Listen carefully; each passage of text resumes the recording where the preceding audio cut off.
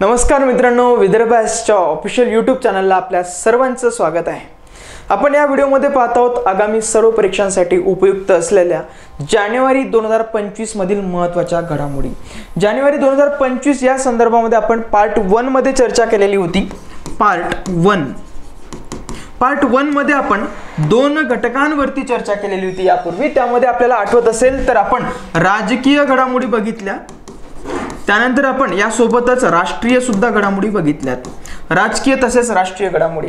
आता आपण पार्ट 2 या ठिकाणी पाहतो आणि पार्ट 2 मध्ये सर्वात हक्काचा आणि महत्त्वाचा घटक तो म्हणजे आपला चालू घडामोडीपैकी विज्ञान आणि तंत्रज्ञान। विज्ञान आणि तंत्रज्ञान हा घटक जो की आपल्याला हक्काचा मार्क देणारा आणि हमखास येणारा असा घटक आहे। तर त्यावरती आपण थोडी चर्चा करूया, कारण जानेवारी महिन्यामध्ये या विज्ञान तंत्रज्ञानाशी संबंधित महत्त्वाच्या घडामोडी घडल्यात। तर त्यामध्ये आपण सर्व परीक्षांसाठी उपयुक्त ठरतील अशा घडामोडी बघूया, कारण याच्यामध्ये थोडं आपण जास्तच पाहणार आहोत त्यामध्ये, कारण तुम्हाला कदाचित बोर सुद्धा होईल किंवा त्याच्यामध्ये जास्त सुद्धा वाटेल, पण हलकं होईल किंवा त्याच्यामध्ये थोडं आता त्याला सहन करून घ्या। ठीक आहे, सुरुवात करूया आपण। पहिलीच घडामोडी म्हणजे इस्रोने 100वे प्रक्षेपण केलाय। आता फारच महत्त्वाचं आहे, इस्रोचं 100वे प्रक्षेपण आहे आणि त्यातल्या त्यात ते 100वे प्रक्षेपण सुद्धा महत्त्वाचं आहे। ते जे काही प्रक्षेपण आहे ते सुद्धा महत्त्वाचं आहे, त्याच्यामुळे आपल्याला दोन्ही अनुषंगाने हे महत्त्वाचं असेल। तर यावरती थोडी चर्चा करूयात आपण, की आपल्या सगळ्यांना माहिती आहे या संदर्भात की आपल्याला कोणाचं घर शोधायचं असलं, कोणाचं गाव शोधायचं असलं, शहर शोधायचं असलं तर आपल्याला आपल्या खिशात असलेल्या मोबाईलमध्ये असलेलं GPS आपल्याला कामी येतं। त्यालाच आपण ग्लोबल पोझिशनिंग सिस्टीम म्हणतो। GPS ही नेव्हिगेशन सिस्टीम आहे। ही नेव्हिगेशन सिस्टीम आहे कोणाची, तर ती आहे USA ची। आता हा आपल्या बाप माणसाची GPS सिस्टीम आहे। आता ह्या बाप माणसाचं GPS सिस्टीम म्हटल्यावर आता आपल्याला थोडं कुठेतरी घाबरावं लागते, याला याच्यापासून लपून पण आपल्याला काही कामं करायची असतात। मग आता याच्यावरती डिपेंडन्सी आपली आहे, याच्यावरती डिपेंडन्सी असल्या कारणानं भारताने आता आपलं स्वतःचं नेव्हिगेशन सिस्टीम सुरू करण्यासाठी प्रयत्न केलेत। मग याच्यासाठी गेली दशकभर भारत यासाठी या नेव्हिगेशन सिस्टीमसाठी प्रयत्न करतोय। तर याच्यामध्ये आपल्याकडे असलेली एक नेव्हिगेशन सिस्टीम म्हणजे IRNSS, जे की स्वदेशी अशी नेव्हिगेशन सिस्टीम आहे। म्हणजेच आपल्या देशाच्या महत्त्वाच्या देशासाठीच ही बनवण्यात आलेली एक नेव्हिगेशन सिस्टीम। तर या नेव्हिगेशन सिस्टीमला आपण 2016 मध्ये नाविक असं नाव दिलं। 2016 मध्ये नाविक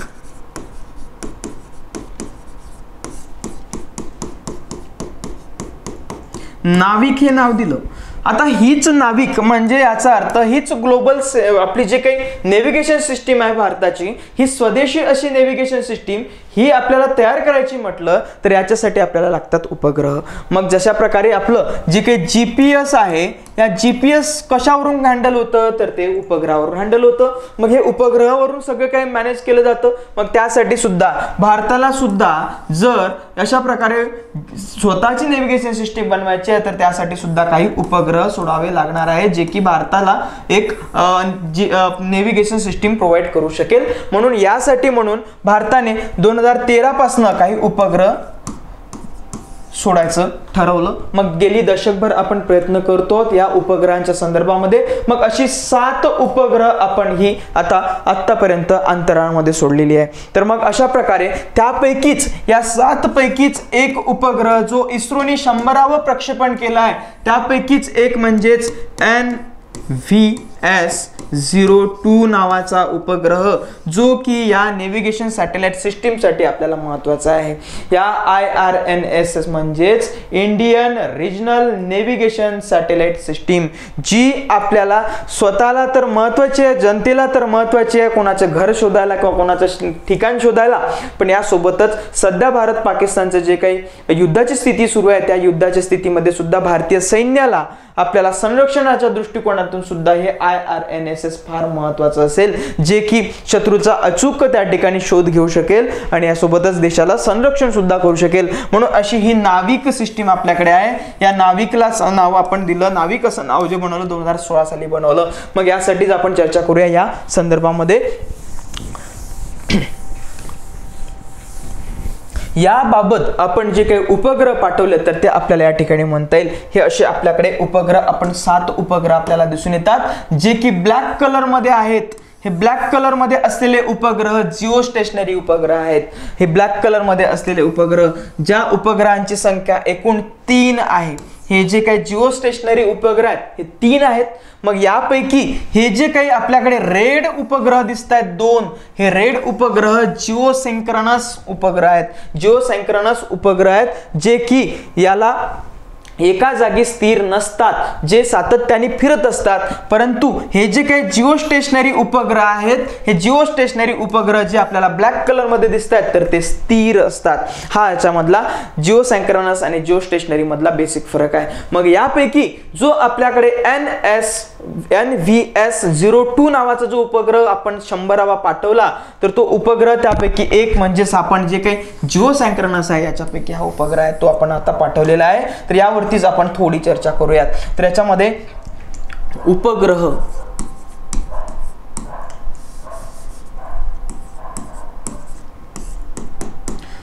आपला NVS-02 जो आपल्या नाविक या नेव्हिगेशन सिस्टीम साठी उपयुक्त आणि महत्त्वाचा उपग्रह आहे. मग याच्यासाठी आपण याचं प्रक्षेपण केलं. या उपग्रहाचं प्रक्षेपण केव्हा केलं तर ते 29 जानेवारी 2025 या दिवशी याचं आपण प्रक्षेपण केलं. आता यासाठी आपण प्रक्षेपक वाहन वापरलं. हे आपल्याला या ठिकाणी प्रक्षेपक वाहन दिसत आहे. यासाठी आपण हे प्रक्षेपक वाहन जे वापरलं त्याचं नाव काय? प्रक्षेपक वाहन.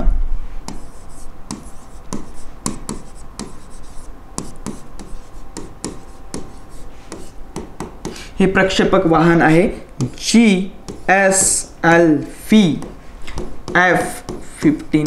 GSLV F-15 असं नाव या प्रक्षेपक वाहनाचं आहे.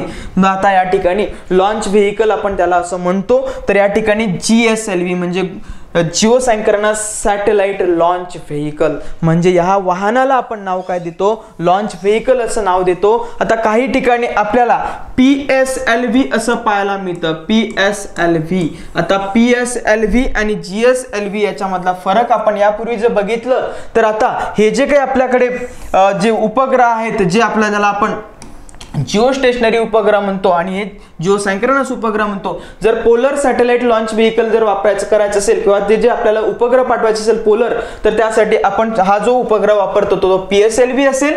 आणि जे जिओ सिंक्रोनस साठी जो वापरतो किंवा आपण या 3500 साधारण 3600 किलोमीटर अंतरावरती जर आपल्याला उपग्रह पाठवायचा आहे आणि जो जिओ सिंक्रोनस उपग्रह आहे त्याच्यासाठी आपण प्रक्षेपक वाहन वापरतो GSLV.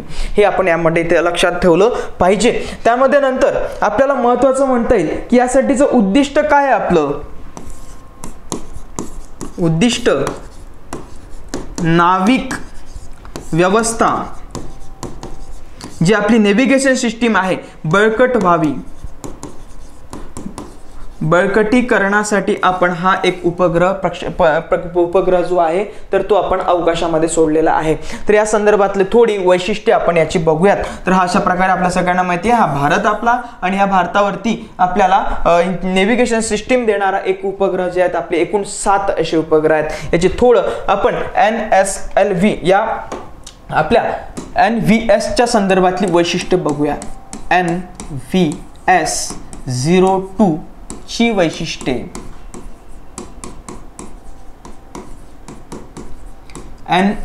NVS-02 ची वैशिष्ट्ये काय? तर याच्यामध्ये एकूण याचं वजन जर बघितलं आपण वजन याचं आहे 2232 किलोग्रॅम. 2232 किलोग्रॅम वजनाचा हा एक आपल्याकडे उपग्रह आहे. त्यालाच आपण NVS-02 असं म्हणतो. तर याचं वजन एकूण 2232 इतकं वजन आहे. त्यासोबतच याची कक्षा जर बघितलं आपण कक्षा आताच आपण बघितलं ती कक्षा म्हणजेच जिओ सिंक्रोनस ऑर्बिट जिओसॅन्क्रोनस ऑर्बिट, या ऑर्बिटमध्ये त्याला आपण प्रक्षेपित केलेला आहे किंवा तिथे स्थिर ठेवलेला आहे. त्याच्यानंतर जर म्हटलं आपण तर याच्याबद्दल याचं आयुर्मान किती आहे,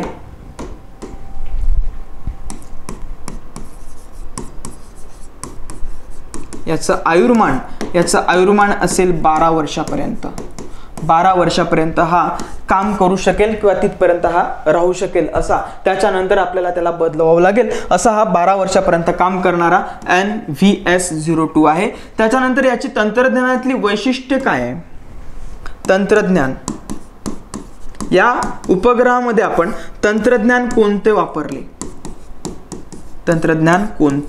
तंत्रज्ञान आपण यामध्ये वापरलाय एक फार महत्त्वपूर्ण असेल, हे फार म्हणजे फारच महत्त्वाचं असेल. त्यामध्ये आपण तंत्रज्ञान वापरलाय L1 बँड सिग्नल, L1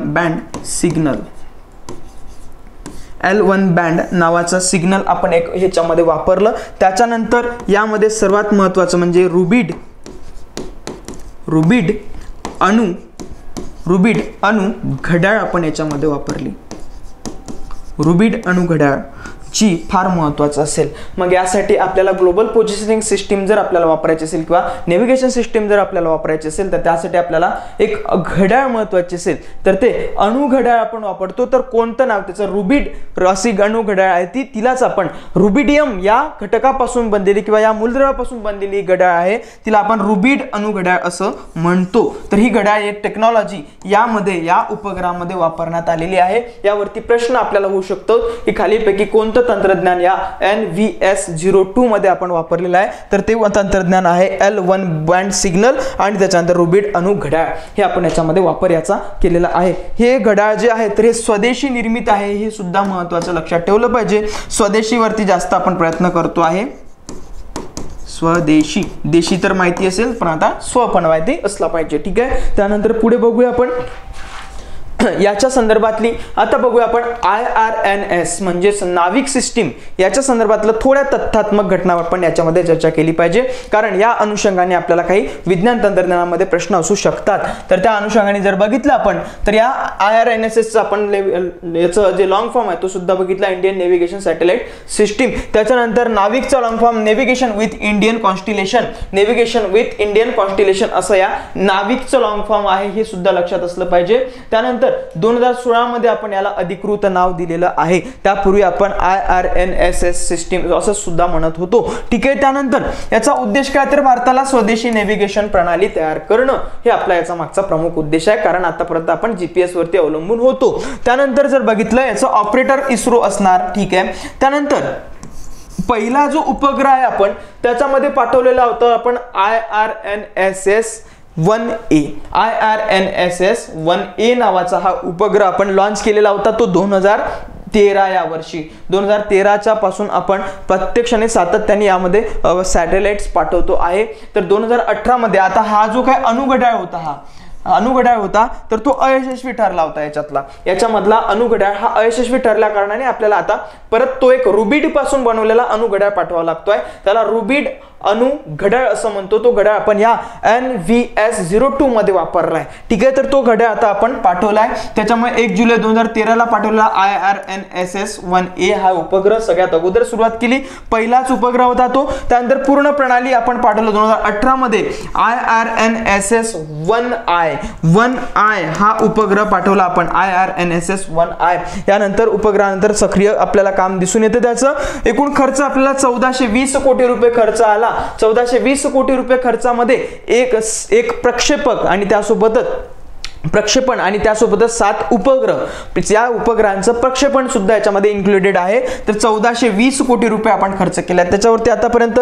याच्यामध्ये प्रथमतः जर क्षेत्र जर बघितलं किती व्याप्त, भारताला तर संपूर्ण व्यापलंच जातं, पण त्यासोबतच भारताच्या आजूबाजूचा 1500 किलोमीटरचा एरिया याच्यामध्ये व्यापला जातो. इतर जर बघितलं आपण तर थोडं ते सहारा एरियापर्यंत सुद्धा जाऊ शकतं, सहारा आफ्रिका खंडापर्यंत वगैरे, त्यानंतर पूर्व आफ्रिकापर्यंत वगैरे किंवा पश्चिम ऑस्ट्रेलियापर्यंत वगैरे त्याचं क्षेत्र व्यापू शकतं. असं ते महत्त्वाचं आपल्याकडे नेव्हिगेशन सॅटेलाइट सिस्टीम आहे.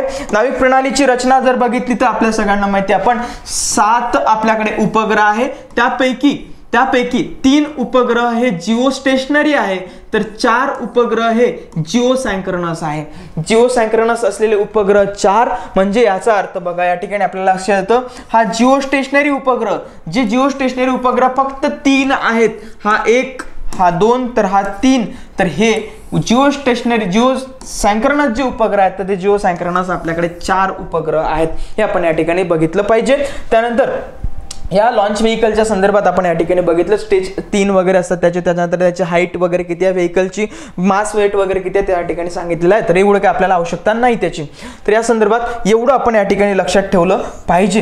ठीक आहे, बाकी आपल्याला नाही लक्षात असलं तरी चालेल. मग याच्यातले उपग्रह कोणते आहेत, ते 3 उपग्रह कोणते किंवा 7 उपग्रह काही, एवढं काही आपल्याला जायची आवश्यकता नाही. त्याच्यानंतर याची तंत्रज्ञानाची वैशिष्ट्ये काय आहे, फ्रिक्वेन्सी बँड जर बघितलं आपण त्याच्यामध्ये L5 बँड, त्यानंतर S बँड वगैरे आहे, जे सामान्य नागरिकांसाठी वापरलं जाईल. सामान्य नागरिकांसाठी वापरण्यासाठी उपयुक्त ठरणारं जे त्याच्यापैकी बँड जे आहेत तर ते आपल्याला L5 बँड आणि त्याच्यानंतर S बँड हे आपण याच्यामध्ये लक्षात ठेवलं पाहिजे, जे सामान्य नागरिकांना उपयुक्त असेल. तर याच्यामध्ये जे काही L1 बँड जो आहे, L1 जो काही आतापर्यंत आपण बघितला, L1 बँड हा जो सध्याच उपग्रह आपण लॉन्च केला त्याच्यामध्ये NVS-02 या NVS-02 मध्ये आपण L1 हा उपग्रह पाठवला, जो सैन्य आणि रणनीतिक वापरासाठी महत्त्वाचा असेल. म्हणजे सैन्याच्या अनुषंगाने आपण हा महत्त्वाचा उपग्रह याच्यामध्ये लॉन्च केलेला आहे, हे याच्यामध्ये लक्षात असलं पाहिजे. त्यानंतर जर बघितलं तर याच्यामध्ये अणुघड्याळ हा आपण रुबिडियम अणुघड्याळ आपल्याकडे वापरतोय आपण, यामध्ये पूर्वी आपण बघितलं स्वदेशी विकसित तो आहे. मग आता जगामध्ये वेगवेगळ्या जे काही आपल्याकडे नेव्हिगेशन सिस्टीम आहेत त्या नेव्हिगेशन सिस्टीमची नावं आपल्याला लक्षात असली पाहिजे.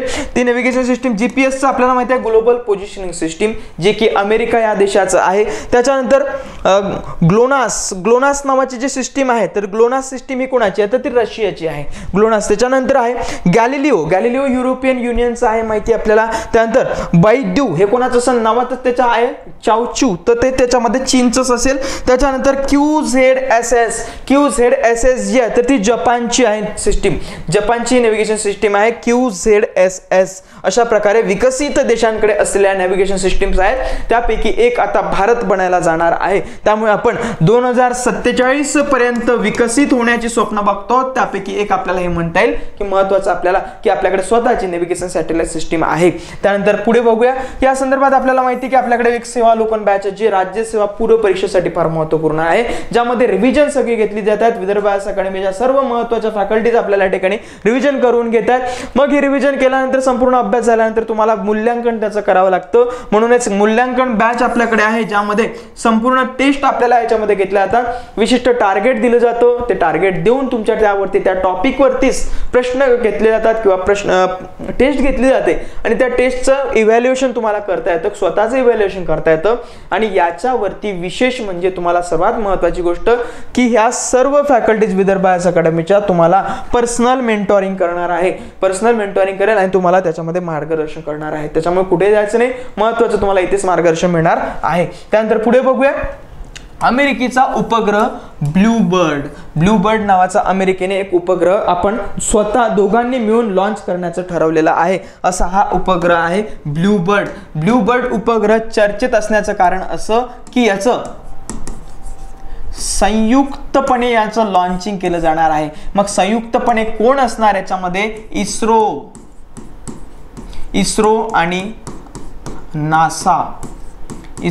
नासा या दोन ज्या महत्त्वाच्या अंतराळ संशोधन संस्था आहेत, त्यापैकी भारताची एक अंतराळ संशोधन संस्था इस्रो आणि अमेरिकेची अंतराळ संशोधन संस्था नासा, या दोघांच्या संयुक्त विद्यमाने या ठिकाणी हा ब्लूबर्ड नावाचा उपग्रह पाठवला जाणार आहे. ब्लूबर्ड नावाचा उपग्रह हा एक, याची सध्या अजून काही तारीख निश्चित झाली नाही की कोणत्या दिवशी पाठवायचा किंवा कोणत्या महिन्यामध्ये पाठवायचा, परंतु पाठवलं जाणार आहे असा काही निर्णय याच्यामध्ये झालेला आहे. त्याच्यामध्ये massive wing of the satellite fleet shine brighter at night causing the astronomical issues आपल्याला या ठिकाणी म्हणता येईल. तर पुढे बघूया, या संदर्भात जर बघितलं तर याचं उपग्रहाच्या संदर्भात थोडी चर्चा करूया. उपग्रहाच्या संदर्भात चर्चा,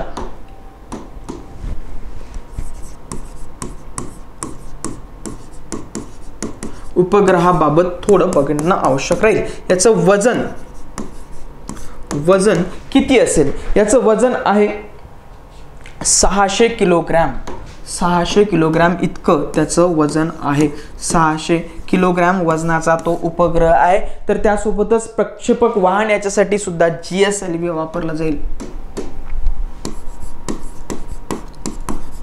प्रक्षेपक वाहन GSLV याच्यासाठी वापरला जाणार आहे. त्यानंतर याच्यामध्ये अजूनही काही वेळ वगैरे निश्चित झालेली नाही.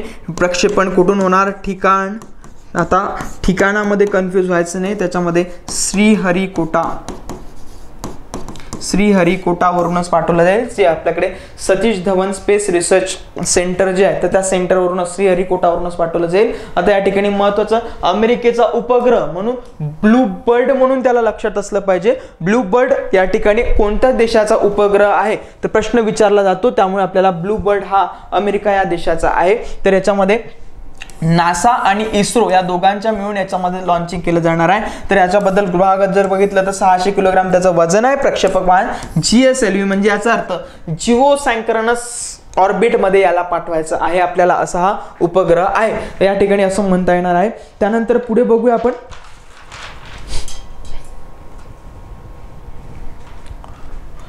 याबाबत आपल्या सगळ्यांना माहिती आहे की बॅच आपली या ठिकाणी चालू घडामोडी. याच प्रकारे आणखी आपल्याला संपूर्ण घडामोडी जर बघायचं असेल तर आपल्याला नक्की बॅच जॉईन करा. अगदी माफक शुल्कामध्ये आहे. त्यामध्ये स्वतः ऋषाली मॅम आणि मी या ठिकाणी चालू घडामोडी घेतल्यात जानेवारी 2025 पासून. तर इथून पुढे टू बी कंटिन्यू त्याच्यामध्ये असेल. जानेवारी 2025 पासून तर डिसेंबर 2025 पर्यंत त्या ठिकाणी आपल्याला पाहायला मिळणार आहे याच्यामध्ये. तर ही बॅच आहे, नक्की याच्यामध्ये चालू घडामोडीची बॅच आपण बघावी. ठीक आहे. त्यानंतर पुढे बघूया मानवी मेटान्यूमो व्हायरस. याच्यामध्ये आपण ह्युमन मेटान्यूमो व्हायरस आहे हा. तर हा व्हायरस सध्या फार याच्यामध्ये चर्चेत होता. तो कोणत्या देशामध्ये आहे तर देश जर बघितलं तर याच्यामध्ये सगळ्यात दलिंदर कार्यक्रम करणारा जो देश आहे ज्याच्यामध्ये ज्यांनी कोविड आणून आपल्या उरावर ठेवला तोच म्हणजे देश चीन.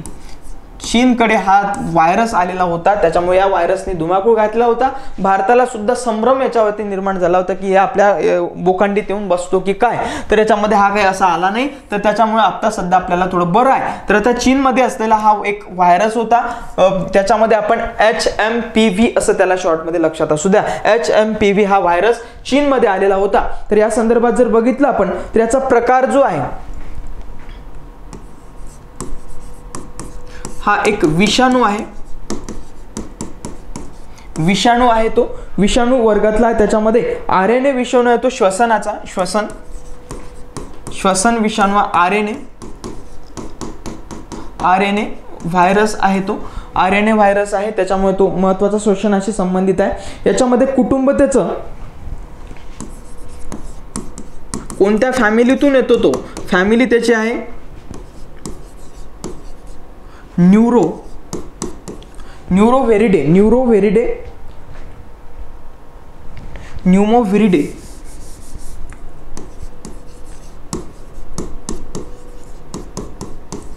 न्यूमोव्हिरिडे नावाच्या या फॅमिलीतून तो येतो. न्यूमोव्हिरिडे फॅमिली जी आहे तर ती गोवर हा जो काही रोग आहे या गोवर रोग सुद्धा या न्यूमोव्हिरिडे या फॅमिली मधलाच तो आहे. तर त्याच्यामध्ये हा भाऊच आहे, याचा गोवरचा भाऊच आहे हा, याच्याच फॅमिलीतून येतो तो. त्याच्या कारणाने त्याचा वंशज आहे. त्याच्यामध्ये गलगंड सुद्धा हा एक व्हायरस आहे. तर असे काही एक विचित्र नावं असलेले यांचे काही व्हायरस आहेत. हा चीनच आहे अशा प्रकारे काहीतरी करणारा. ठीक आहे. त्यानंतर आपल्याला म्हणता येईल की हे सगळे विषाणू आहेत. याचा शोध जो आहे शोध कधी लागलाय याचा शोध लागलेला होता 2001 साली. आपल्याला प्रश्न यापूर्वी येऊन गेला इबोला व्हायरसच्या संदर्भात. इबोलाचा शोध कधी लागला तर ते काही शोध विचारतात म्हणून हे लक्षात ठेवलं पाहिजे. 2001 साली या व्हायरसचा शोध लागलेला होता आणि तो चीन या देशामध्ये आहेत. याची लक्षणं काय आहेत? लक्षणं तेच जशी कोविड मध्ये होती आपल्याला लक्षणे. खोकला, सर्दी सुद्धा होते, घशामध्ये खवखव सुद्धा वाटतं. आता याच्यामध्ये एक आहे की याचं इन्क्युबेशन किती असतं. इन्क्युबेशन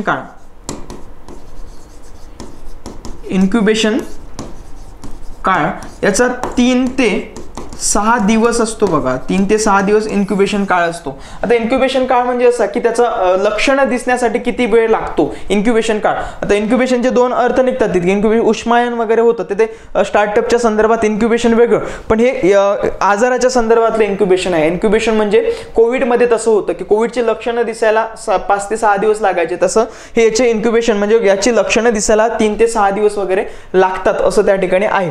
त्यानंतर पुढे बघूया, या संदर्भात जर पुढे बघितलं आपण तर निसार मिशन आपल्याकडे आहे. निसार मिशन, आता निसार मिशन सुद्धा जॉईंट मिशनच आहे या ठिकाणी. निसार मिशन,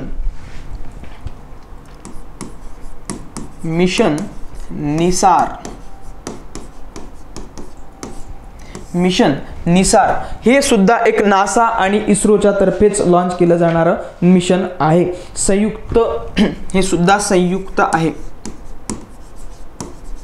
संयुक्त नासा आणि इस्रो या 2 स्पेस रिसर्च ऑर्गनायझेशन तर्फे लॉन्च केलं जाणारं हे मिशन आहे. अजूनही याची काही तारीख वगैरे ठरलेली नाही निसारची. आता निसारच्या संदर्भात जर बघितलं त्याचं long form synthetic aperture radar, synthetic aperture radar असं त्याचं लॉंग फॉर्म आहे. सिंथेटिक अपर्चर रडार म्हणजे या ठिकाणी नासा एन जो आहे तर हा एन नासाचा आणि आय जो आहे तर हा इस्रोचा आणि या ठिकाणी एस जो आहे तो सिंथेटिक अपर्चर रडार या ठिकाणी असा त्याचा अर्थ आहे. हे नावाचं मिसाईल आपल्याकडे किंवा मिशन आपल्याकडे एक लॉन्च करतो आहोत आपण. त्यानंतर याचं प्रक्षेपक वाहन,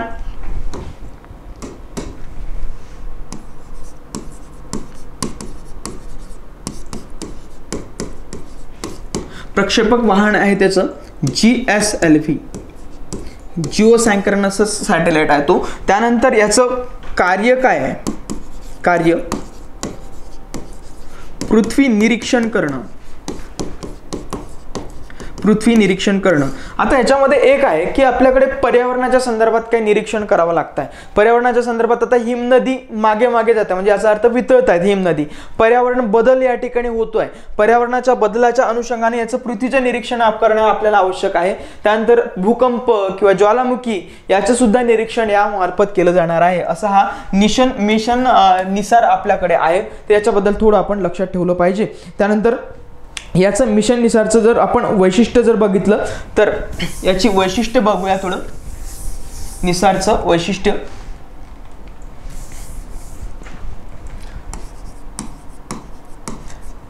निसारचं वजन आहे त्यामध्ये 2800 किलोग्रॅम,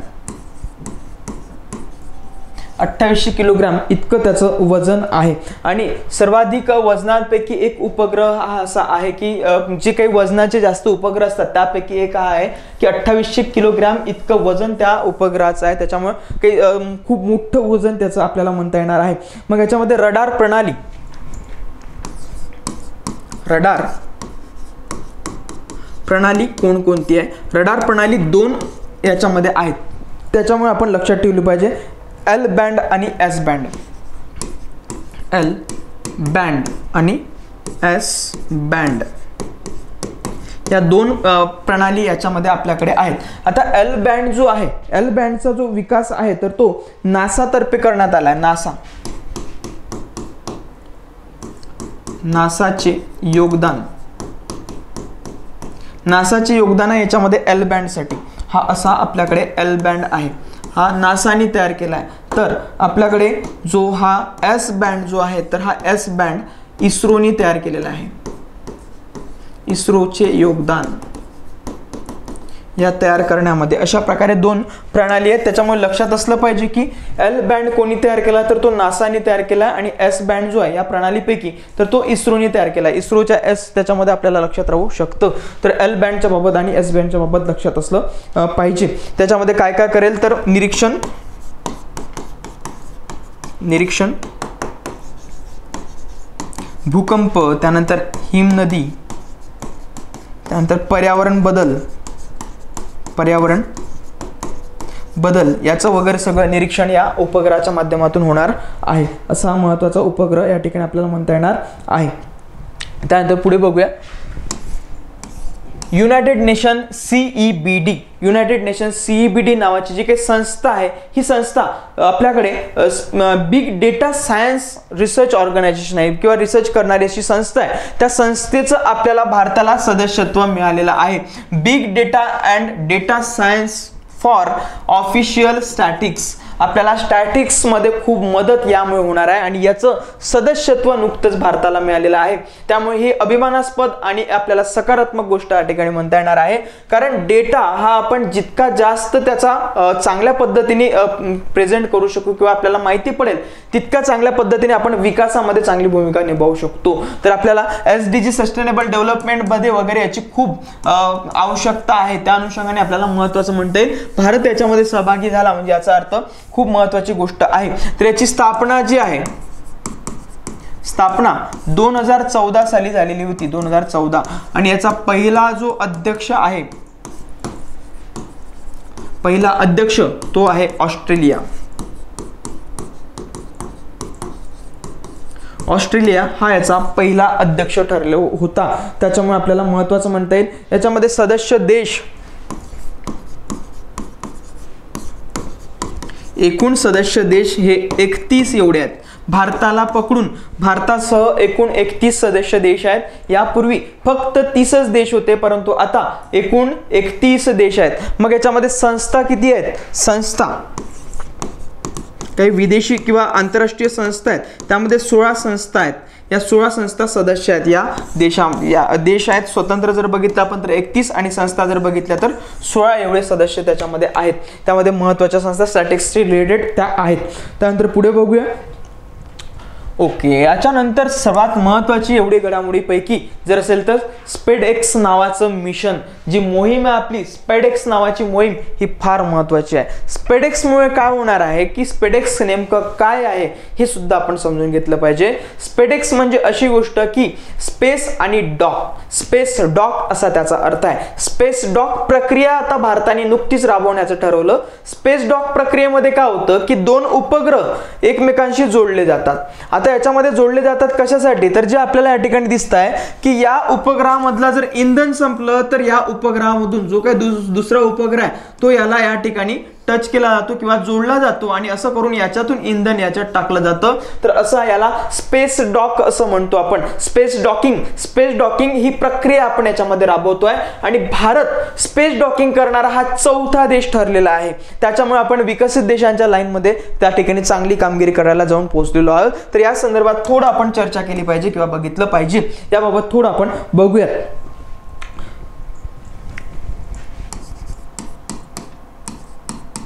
इस्रो तर्फे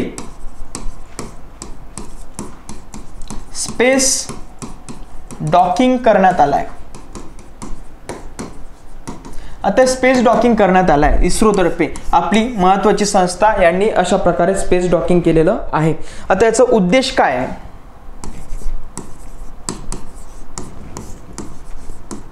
उद्देश काय, हा उद्देश आपण लक्षात ठेवला पाहिजे. तो उद्देश म्हणजे मी आता जो सांगितला तो त्यापैकी अंतराळ स्थानकांचं त्या ठिकाणी आपल्याला म्हणता येईल की इंधन पुरवठा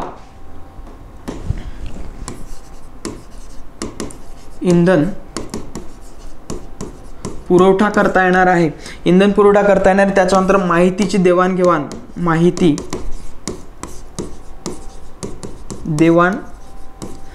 करता येणार आहे किंवा एखादा उपग्रह काही बिघाड झाला तर त्याला आपल्याला सुधारित किंवा दुरुस्त सुद्धा करता येणार आहे. असं एक महत्त्वाचे काही कारण त्याच्यामध्ये घडणार आहे. त्यानंतर याचे प्रकार जर बघितले तर काही मॉड्यूल आपल्याला मॅन्युअल सुद्धा म्हणता येतात आणि मॉड्युलर सुद्धा किंवा ऑटोमॅटिक सुद्धा म्हणता येणार आहे. असे 2 प्रकार त्याचे आहेत. मिशन बाबत थोडं आपण चर्चा करूया. मिशनच्या संदर्भात थोडी चर्चा करूया.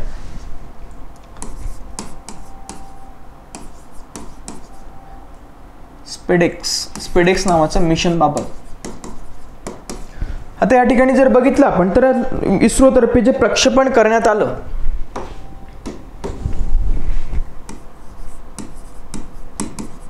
प्रक्षेपण यासाठीचं प्रक्षेपण करण्यात आलं होतं 30 डिसेंबर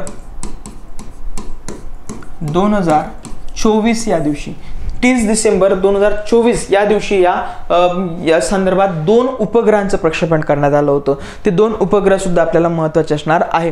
तर यामध्ये कोणकोणत्या उपग्रहांचं त्यामध्ये प्रक्षेपण करण्यात आलं, तर त्यामध्ये उपग्रह जे आहेत 2 उपग्रह आहेत.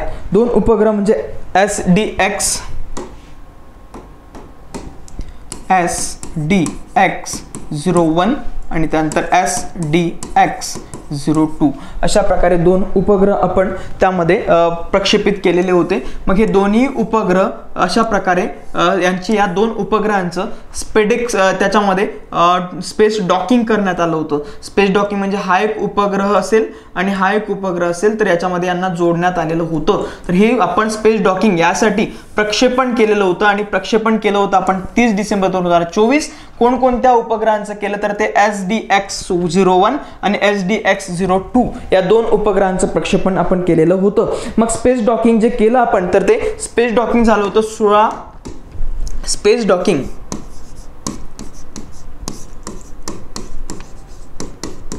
स्पेस डॉकिंग केव्हा केलं तर ते 16 जानेवारी म्हणजे जानेवारी महिन्यामध्ये आपण 2025ला केलेलं होतं. म्हणजे 16 जानेवारी 2025ला स्पेस डॉकिंग केलं. तर याचं अनडॉकिंग सुद्धा आपण केलं.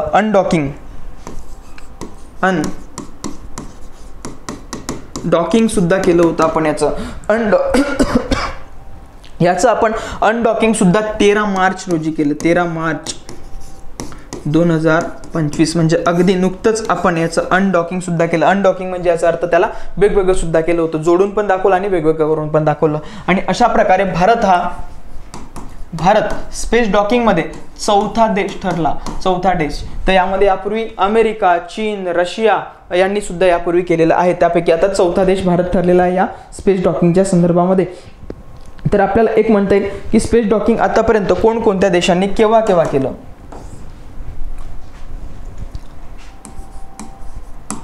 स्पेस डॉकिंग इतिहास या संदर्भात जर बघितलं तर पहिल्या क्रमांकाला 1966 साली USA केलेलं होतं.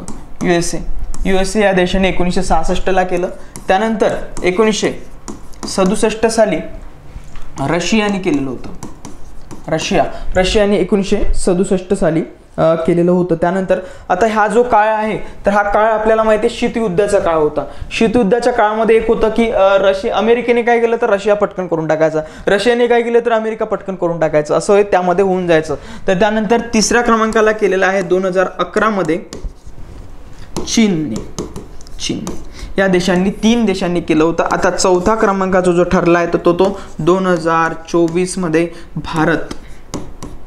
24-25 या वर्षामध्ये 24 मध्ये आपण सोडलं त्याला आणि त्याच्यामध्ये स्पेस डॉकिंग केलं 16 जानेवारी 2025 या दिवशी आणि अनडॉकिंग त्याला 30 मार्चला वगैरे केलं आपण. तर अशा प्रकारे आपल्याकडे हे स्पेस डॉकिंग केलं. आता हे स्पेस डॉकिंग आपण करायचं का, याच्यासाठी एक प्रयत्न आहे की हे 2 उपग्रह आपल्याला जोडायचे आहेत. हे 2 उपग्रह जोडायचे कशासाठी तर आपल्याला आपण जो भारत आहे तर सध्या आता स्पेस स्टेशन 2035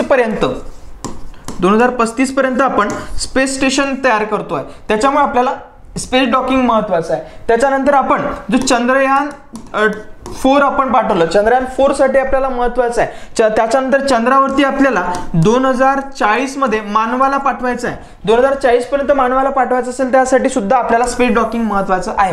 म्हणून हे महत्व आपल्याला या ठिकाणी म्हणता येईल स्पेस डॉकिंगचं. त्यामध्ये आपल्याला स्पेडेक्स मिशन या ठिकाणी पाहायला भेटतं आणि त्याचं मास किती आहे तर त्या वजन किती आहे तर त्याचं 220 किलो वगैरे त्याच्यामध्ये होतं, ते आपल्याला असं म्हणता येईल. त्यानंतर पुढे बघूया या संदर्भात. आता आपल्याला नेंगचू 1 प्रकल्प आहे. नेंगचू 1 प्रकल्प हा कोणाचा आहे तर याचं नामातच आहे, तो देश म्हणजेच चीन. आता नेंगचू 1 प्रकल्प काय आहे तर त्याचं एअरचं जे आहे ते कॉम्प्रेस करून त्या ठिकाणी स्टोअर केलं जाणार आहे एनर्जी. मग ही रिन्युएबल एनर्जी ही स्टोअर केली जाईल. अशा प्रकारे त्यांनी पहिला हा देश ठरलाय की 300 मेगावॅट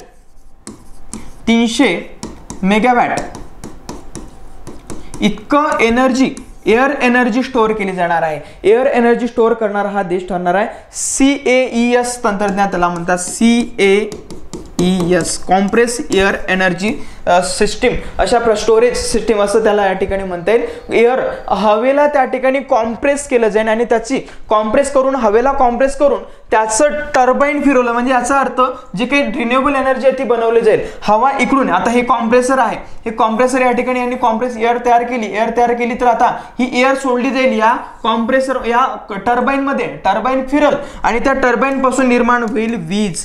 अशा प्रकारे हे नाविन्यपूर्ण काम हे चीन करतायत, त्याच्यामुळे आपल्याला यांच्याकडून काहीतरी शिकलं पाहिजे. हा एक आपण देशाने एक उपक्रम घेणं आवश्यक आहे, कारण आपल्याला 500 मेगावॅट इतकी एनर्जी पाहिजे आहे. तर त्यासाठी आपल्याला हे अशा प्रकारे काहीतरी आपण उपक्रम केला पाहिजे.